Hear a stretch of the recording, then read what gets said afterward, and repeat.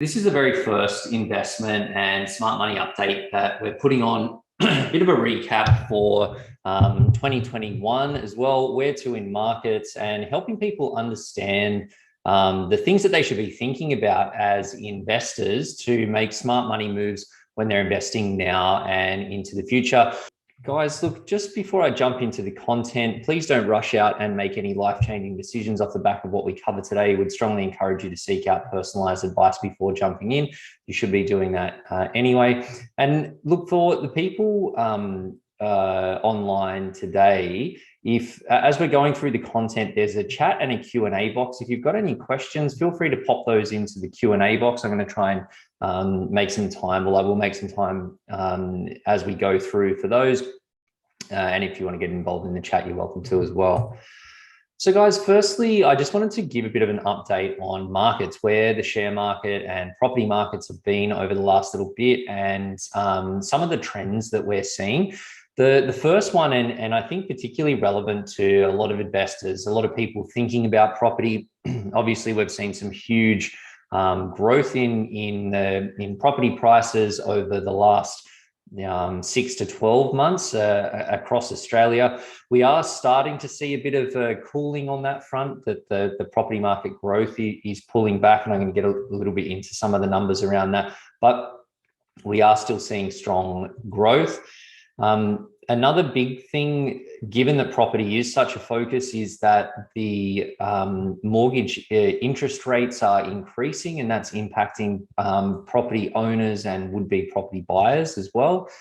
And we're seeing a fair few wobbles in the share market. So over the last month in particular, declines around 10%, mainly driven by big technology companies based out in the US that are dragging down markets. And look, over the last little bit, the share market's had a crazy run coming off the back of COVID. So even at slightly declined prices, the market is still gone up when you take a slightly longer term view. But that has got a lot of investors worried. And tying in with that is the ongoing COVID situation, the Omicron variant raging sort of both in Australia and around the world, making investors definitely quite nervous. So look, in terms of where the markets have come from over the course of 2021, I've got some key market numbers here. That the residential property market, there's an index that tracks that across Australia, across the entire country, and it's obviously different in different pockets, but we've seen residential property prices increase by 21%. The ASX 200, which is the 200 largest companies in Australia, that has increased by 11%. The S&P 500, which is the 500 largest companies in America, it has gone up by 28%, which is pretty massive. And the NASDAQ similarly 23%. The NASDAQ is that technology index that I mentioned. So some strong growth in the share markets. And then we've seen the Bitcoin and cryptocurrency prices increase pretty significantly in the last year. They have massively copped it over the last for the last month. But one of the things that I've learned through our work, in particular with the NRL, is that and for investors more broadly, I think that the cryptocurrency is such a huge thing for people. A lot of people are really keenly sort of following along or getting involved in those markets. So an interesting one to look at as well. In terms of the wrap up from December, and just from the last month alone, we saw the ASX up about 2.6%, the S&P 500 over in the US up 4.6%, NASDAQ slightly up, although it's gone down a lot since putting these numbers together on the 31st of December. And then we've seen the crypto index cop a bit of a battering there, down sort of 20% odd. Now, look, in terms of the property market and what's going on there, we've seen New South Wales and Victoria property price increases are slowing down now off the back of growth in around the sort of 30% mark over the last 12 months in those two states in particular.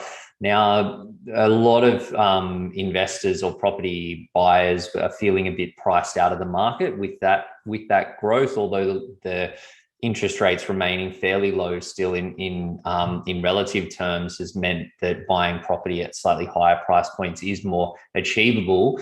But a lot of people that I'm talking to have questions around, where is it going from here? Is this something that is going to continue? And we never know because we don't have a crystal ball. But my view is that there's a few people saying as well is that while it will slow down, we are still likely to see some growth in this coming 12 months. There's always these people that are predicting big crashes or declines in the property market, but they tend to not sort of materialize. So my view is that that's probably unlikely, although it is always obviously possible. But we should probably see a bit more growth there over the next 12 months. Queensland and WA, in contrast, they haven't experienced quite the same level of growth that we've seen in New South Wales and Victoria, and they're tipped to have some pretty significant growth over this year, along with Tasmania, South Australia, Northern Territory, and Canberra, tipped for some pretty big rises there as well. So I think regardless of if you are thinking about buying property, regardless of where you're buying, that probably makes sense to get your ducks lined up, figure out what it is that you're doing, and get yourself set so that if the markets continue to grow, which it seems likely that they will, that you're picking up on that growth as opposed to chasing your tail. In terms of things to keep an eye on in the markets over the next little bit, obviously the ongoing impact of Omicron. There was a lot of uncertainty, obviously, just at the back end of last year with how things will play out. And I think there still is a bit of uncertainty there, although we're seeing that sort of flow through now in a way that suggests that while obviously it's bad on a personal level and from a healthcare perspective, but it's not seeming to have the negative economic impacts that some people were saying, which is important for investors because it ties into how what's going to happen in markets and where the money is to be made. The property slowing, I think, is another thing that people should keep an eye on, and it's, while I touched on in the last slide that there is opportunity for people that are looking to buy property to, get on top of their strategy and take some solid action to get some results, you want to make sure you've got a rock solid plan in place around that so that you don't get caught short. Particularly important for people with incomes like contract-based incomes where you know that it's there for a period of time, but it's likely to change in the future. So I think for property investors, just being a little bit more cautious when they're running their numbers, it goes a long way to avoiding trouble and certainly having peace of mind as well. And then interest rates and where they're going, a lot of mixed messages out there in terms of what might actually happen, although it seems likely that there will be some rises over this year. We're already starting to see that flow through a little bit. But again, it's something that has a big impact on investors. So one to keep an eye on. I've got an investment story of the month here, and I just wanted to highlight some of the market movers that are there. One of the market darlings at the moment that's really bucking the trend of the market downturn is this Paladin Energy, which is a big uranium exploration company out the back of the Western Seaboard in Australia primarily, although it's across Australia. We're seeing that growth in that company up almost 300% this year and 800% since listing only 4 years ago. So these sort of highlights what is happening in some parts of the market. Obviously with these investments that have higher potential returns come with higher potential risks, and I'll talk a little bit more about some of the fundamentals, but it's our view that these sorts of investments can have a place in a portfolio, but it's normally you want to make sure that you've got a solid foundation in place so that you're not just riding the wild ups and downs of the market as well. I wanted to share some of the economic data in Australia and globally also. I get that this stuff can be a little bit dry and you might sort of wonder why this impacts, but I think that these numbers do directly sort of drive into what happens with investment markets and investment returns over time. So worth being aware of and across, just to understand some of the trends that can impact investments over the coming months and this year in particular. So in Australia, we're seeing inflation is down to 3% from 3.8%. Now, inflation is the rise in the cost of living. So things like petrol and food and all of those sorts of things. It's important because when the inflation goes up quite a lot, then the Reserve Bank, they don't like that. So they want to put interest rates up. So the inflation was previously at 3.8%, which is much higher than what the target is for the Reserve Bank, and it's good to see that coming down. It means takes a bit of pressure off the Reserve Bank to actually move to increase interest rates sooner. We're seeing some economic growth in Australia, 3.9%, which is down from 9.6% previously, although the 9.6% number is really a result of sort of bouncing out of COVID, and in particular the second big lockdown in New South Wales. So it sort of alters the stats there, but economic growth 3.9% is good. Unemployment at 5.2%, up from 4.6%, although we're seeing more growth in employment. So the number of jobs out there is increasing, which is a good thing to see. And then also for investors and for property buyers in particular, more employment growth means more wages growth. And ultimately that helps with housing affordability and those sorts of things. A bit of China growth is slowing down. They're having ongoing issues with COVID, which is impacting that as well. And that has a big flow through effect to the Australian share market, and the Australian and US dollar are pretty steady. So it helps with the online shopping, I suppose, as well as investments too. In terms of the US, the key figures that I pulled out here is we're seeing some declines in unemployment, which obviously means that their economy is performing good. And when the US economy is performing well, that flows through to global markets and share markets in particular. So that's quite important. Seeing more spending in consumer spending there. The growth is increasing, but it's slowing. And they've seen a bit of a disposable income drop over there. Steady interest rates in the US. Again, given the size of their economy, it's important for investors, I think, around the world. Now, another trend that I'm seeing is that property buyers are looking interstate a lot more. Especially with the recent price rises in New South Wales and Victoria, that the prices have just become out of reach for some people. So they're looking at markets where properties are more affordable, like Queensland. It's also, I think, a big driver of property prices in areas like South Australia, Hobart, Northern Territory and Canberra. And I think that the ability for people to work more from different locations has got more and more people. I know that obviously applies only to some workers, but it sees more people more active in those markets as well. Another trend that I'm seeing is interest rate frustration for savers, in particular for people that are ideally looking to get into the property market, but just probably not quite there in terms of their, the deposit or the amount of money that they've got behind them. That they might be sitting on a decent chunk of cash, maybe $50,000 or $100,000, or potentially even more than that. They're only eking out sort of 0.5% or maybe 1% if they're lucky on their cash accounts. And there's a lot of frustration that they feel that the money should be working harder for them.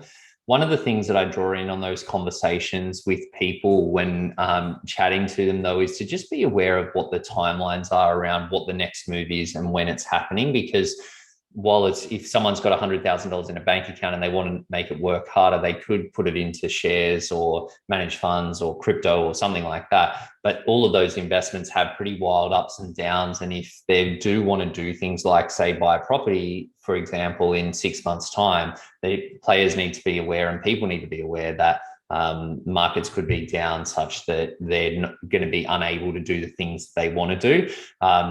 And, paying the price of only earning 1% as opposed to earning 5 or 8% or something like that, there is a cost there. But when you put it into perspective with the fact that it's going to get you into the property market sooner, or it's going to get you to this other thing that you want sooner, it puts it a bit more in perspective and helps people balance out some of that frustration. The other thing that we're seeing is a lot of profit taking in the crypto market. I think it's a big driver of the decline that we've seen in the last little bit. Obviously, cryptocurrencies have gone ballistic in the last 12 months, and then we're seeing people that are starting to take some of that money off the table and take advantage of higher prices. Not sure where that one will land, but we are seeing still that steady upward trend. It's just coming with pretty wild swings and roundabouts.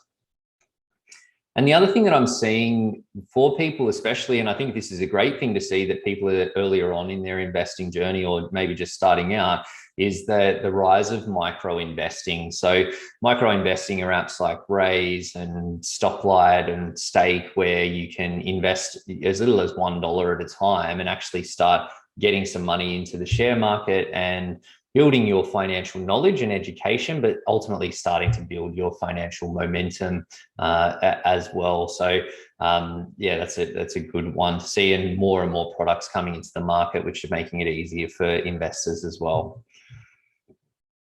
In terms of some of the money hacks and mistakes, so firstly, I'm just going to share a story. This is actually from an NRL player that we worked with. It was an individual earning an income of 160,000, had some assets of 135K, saving about only $3,000 per annum. The person came to us feeling a bit stuck and suffering from a bit of analysis paralysis. They knew that they needed to do something, but weren't sure what to do. Obviously, so much noise out there, so many options, and weren't sure what's what. They were annoyed with the lack of savings progress and wanted a pathway to some level of financial success. What we ended up doing was plan around boosting savings to invest. So workshopping budget, set a solid plan in place around that, and building some actual investments that actually created a bit more savings capacity to then direct to investments. Ultimately working towards a pathway to property investing. The benefits were momentum and doing a bit of asset building and clarity on where they were headed, and confidence ultimately in what they were doing, and that what they were doing now was the right moves to get them to where they wanted to be. What we do when mapping out these sorts of plans for clients is we look at, where would they have been if they kept doing what they were doing before coming to see us, and what did they end up doing as a result afterwards. So the value for this individual in year one of making those changes was $35,000, and over a 20-year period total up to 285 grand. So some small changes make a pretty significant impact there. One of the problems that I wanted to highlight for this month was just around undocumented lending to a related party. This is someone that I spoke to that had it was an athlete. They had their manager, and they sort of gave them a nudge to say, hey, we've got this opportunity, it's paying this interest rate, someone needs a short-term loan. The person lent the money, they have been earning the interest, and the investment might turn out to be a fantastic investment potentially. But when chatting to this person, we were sort of getting into the nuts and bolts, because it was an immediate flag for me, and realized there was no real documentation in place. Now, I think with these sorts of arrangements, generally, you need to be extremely careful so that you're, minimizing your chance or potential for loss. But if you do choose to go down that path, then absolutely you want to make sure that you've got some documents. Doesn't need to be super complicated necessarily, but have some documentation in place so that if anything happens for any reason with any party that's involved in the transaction, that the bases are covered there. So I think an interesting one for people to learn from. The mistake of the month that I see, and this is one element, one person in particular that brought this to mind, although it's something that we see quite a lot, is just not being clear on the power of saving more money, like what it means. Obviously, it means more on a week-to-week or month-to-month basis, but what it means for how quickly people can get ahead with their investments and how that can grow over time. And it's amazing how much of a difference small changes can make, and how much it changes how people think about what they're doing when they can see the impact of making those changes. So I think for anyone that's on a strong income trajectory, and for anyone that maybe hasn't focused as much on saving in the past, there's so much opportunity there, but they need the clarity to make that happen. And my hack of the month is really, I think, relevant at this time of year to capitalize on New Year's motivation to, shift your thinking. And I think money is one of these things like, being great at sport or being great in your career or great with relationships, health, wellness, nutrition. They're things that they're important, but they're not urgent. So it takes work and constant action to do that. You need, proven systems and frameworks, but you also need to motivate yourself as to why you're doing it and keep that motivation and have some processes or systems in terms of how you maintain your motivation. Keep your eye on the prize, and then it's going to make it easier to continue to follow through on that journey to ultimately get the results. The success story of the month is from a client that we've been working with for a little bit, but I thought it was a relevant one to share, that they managed to push through some of the hype and noise that was out there in the middle of COVID, and had a chunk of money that they were looking to invest. Obviously, everyone was saying that the world was going to end in the middle of COVID, but we put a clear strategy in place and help them roll out their investment, their cash into some investments in the market. And since they've got some significant upside as a result of the market movements in that time. And I think, there's always so much noise out there when it comes to money that it's important to, sometimes be strategy first, and you want to listen to information that could be helpful for you, but sometimes that stuff is less helpful. So you need to know you and what you're doing, make sure that's right for you, but then ultimately take action to get the results.